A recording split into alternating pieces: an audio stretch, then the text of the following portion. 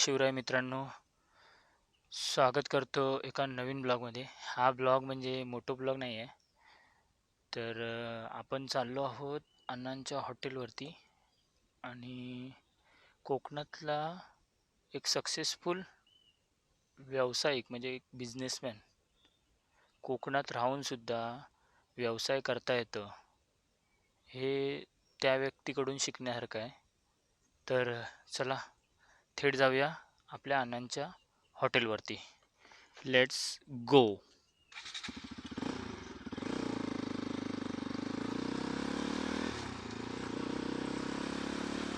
आणि हे माझे आजे सासरे आहेत, हे बघा आले, ते हॉटेलवरतूनच आले.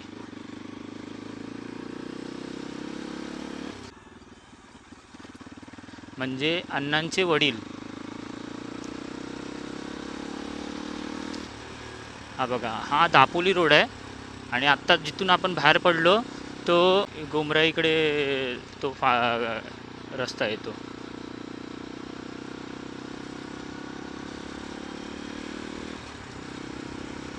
आणि हे बघा मित्रांनो, हे आलं हॉटेल स्वराज, चंडिकानगर, आगोम रोड, समोर दापोलीकडे आणि माझ्या मागच्या साईडला दाभोळकडे जातं.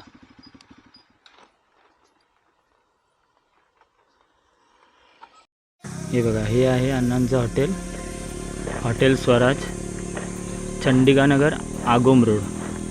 बघा लिहिले, उत्तम प्रकारचे चुलीवरचे घरगुती पद्धतीचे नाश्ता, शाकाहारी व मांसाहारी जेवण मिळेल.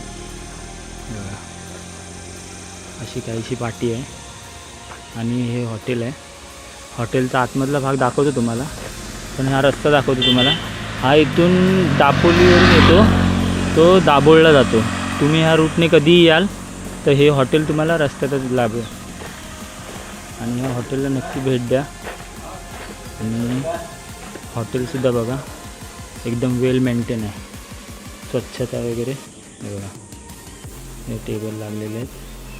आतमधल्या साईडला किचन आहे आणि ह्या आमच्या नानी आहेत, हे बघा.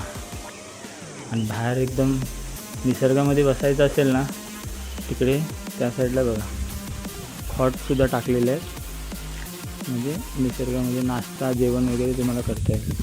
एक खॉट इथे टाकलेलं आहे बघा. आणि एकदम इथे बसलात तरी तुम्हाला एकदम हवेशीर.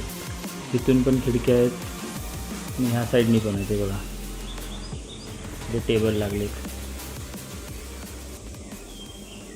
आता आपण भेटणार आहोत हॉटेल स्वराजचे मालक सुभाषजी घुबडे यांना, आणि त्यांचा हा व्यवसाय करण्याचा प्रवास इथपर्यंत कसा काय होता ते आम्हाला सांगतील. नमस्कार. मुळात म्हणजे ही आता जी हॉटेलची जागा आहे ती मुळात म्हणजे माझी स्वतः म्हणजे वडिलोपार्जितची नसून मी ती जागा 2014 साली आमच्या गावातील एका व्यक्तीकडनं घेतली होती. पण ती जागा घेतली होती याचं कारण का, किंवा इथे या जागेमध्ये काहीतरी बागायती व्यवसाय वगैरे करू किंवा झाडं लावू आंब्याची, काजूची, असं या उद्देशाने ती जागा घेतली होती. परंतु त्या 2014 सालनंतर आजपर्यंत 2023पर्यंत तर तिथे विहीर वगैरे मारली आहे मी, पाणी वगैरे आहे. तर माझं पुढच्याचे प्लॅन चालू होतं.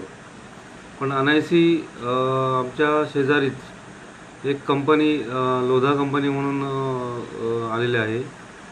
त्या लोधा कंपनीचे तिथे खूप मोठा प्रोजेक्ट चालू आहे. जवळजवळ 1400 घरांचा प्रोजेक्ट आहे.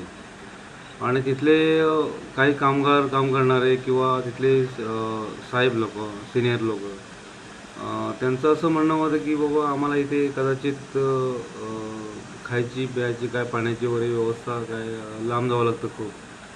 आणि त्या अनुषंगाने मला आता ह्या पर्यटक स्थळ थोडंसं वाढलेलं आहे आमच्याकडे, म्हणजे कोळतरे, लाडघर, बुरुंडी, कर्दे मुरुड, त्यामुळे पर्यटकांचा कळसुद्धा इकडे या रोडला वाढलेला आहे. आणि या अनुषंगाने मला थोडंसं वाटलं की आपण वेगळ्या धंद्याच्या दृष्टिकोनातून बोलावं, म्हणून हा मला वाटलं की आमच्या समाजामध्ये असा समज आहे की हॉटेल व्यवसाय की आपले लोक ह्या व्यवसायामध्ये येत नाही. जसं की मराठी माणूस व्यवसाय करू शकत नाही. बरोबर. व्यवसाय करू शकत नाही. ह्या व्यवसायामध्ये येत नाही का ते आपल्याला जमणार नाही असं एक समज होती. आणि ते समज दूर करण्यासाठी आपण म्हटलं एक पाऊल पुढे उचलावं म्हणून ह्या दृष्टिकोनातनं मी हे आज पाऊल उचलले आहे. पण ह्याच्यातून मी 100% म्हणणार नाही, पण 25% तरी सक्सेस आहे. आणि एक ह्या गोष्टीला 20 एप्रिल ह्या दिवशी 1 वर्ष होऊन गेलेलं आहे. पण कोणतीही आजपर्यंत 1 वर्षामध्ये कोणतीही अडचण न येता आमचा धंदा व्यवस्थित सुरळीत चाललेला आहे. आणि जेणेकरून मला बेनिफिट किती मिळेल ह्या गोष्टीत न बघता माझा व्यवसाय कसा चालेल ह्या गोष्टीत माझं जास्त लक्ष आहे. बेनिफिट तर मिळणारच, परंतु या गोष्टीला थोडेसे वर्ष घटावे लागतील. कोणताही धंदा काढला तर पूर्ण आपण म्हणजे पहिल्यांदा आपल्याला प्रॉफिट मिळतं असा विषय नाही. तरी पण सुद्धा माझा झालेला खर्च तरीसुद्धा दिवसाचा निघतो आहे, याला मला आनंद आहे याच्यामध्ये. आणि तुमचा हा बिझनेस असाच चालू राहू दे ही श्री चंडिके चरणी मी प्रार्थना करतो. आणि ह्या व्यवसायामध्ये माझे ग्रामस्थ गुमरे ग्रामविकास मंडळ किंवा आणि माझे गावातले लोक ह्यानेसुद्धा मला खूप ह्या व्यवसायामध्ये सपोर्ट केला, साथ दिली. आणि ते देखील माझे मुंबईकर मंडळी आले, कोणी तर त्याचा नाश्ता वगैरे नसेल तर एमर्जन्सीला इथे येतात. तर माझ्या गावातले आजूबाजूच्या गावातले खूप लोक सपोर्टर आहेत. मला खूप लोकांनी सपोर्ट केला आणि म्हणून मी आज ह्या व्यवसायात स्थिर आहे. आणि व्यवसाय मी एकट्यानेच करावं असं नाही. आमच्या आता रोडला खूप शेतकऱ्यांच्या जागा आहेत आणि तिथे त्याने या रोडला माझ्या आजूबाजूला अलग अलग प्रकारची दुकानं किंवा व्यवसाय करावा असं माझी इच्छा आहे. म्हणून मी हे पाऊल उचललं आहे. तर नक्कीच आमचे ग्रामस्थ काही जागेवाले आहेत ते व्यवसाय या पाऊल उचलतील असं मला आशा आहे. धन्यवाद अण्णा, तुम्ही एवढी चांगली माहिती दिलीत आणि आमच्या चॅनलवरती एवढी चांगलं प्रोत्साहन दिलं की कोकणात राहूनसुद्धा व्यवसाय करता येतो हे तुम्ही सिद्ध केलं. त्याबद्दल तुमचे खूप खूप आभारी. थँक्यू. धन्यवाद.